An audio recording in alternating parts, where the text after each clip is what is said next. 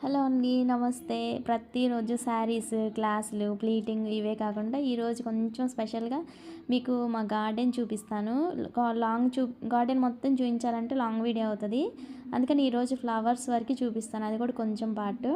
చూడండి అసలు ఎన్ని ఫ్లవర్స్ వచ్చాయో అసలు చామంతి ఈ సీజన్‌లో గ్రీనరీ తక్కువ, ఫ్లవర్స్ ఎక్కువ అన్నట్లుగా మొత్తం నిండిపోయాయన్నమాట.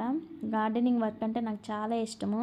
ప్లీటింగ్ ఇవి స్టార్ట్ చేయకముందు నేను ఎక్కువగా వర్క్ చేసేదైతే ఈ గార్డెన్ మీదే. చాలా చక్కగా మెయింటైన్ చేస్తాను. ఆర్గానిక్‌గా వెజిటేబుల్స్ అన్నీ పండించుకునేదాన్ని ఇంట్లోనే. మందులు అలా లేకుండా మనం న్యాచురల్‌గా, ఆర్గానిక్‌గా పండించుకుంటే మన హెల్త్ కూడా బాగుంటుంది కదా. నాకు కొంచెం హెల్త్ కాన్షియస్ ఎక్కువ. దాంతోటి నేను అలాగా ఇంట్రెస్ట్ కూడా ఈ గార్డెనింగ్ నాకు చాలా ఇంట్రెస్ట్. ఇప్పుడు ఈ వర్క్‌లో పడినాక ఇది కొంచెం తగ్గిపోయిందనమాట.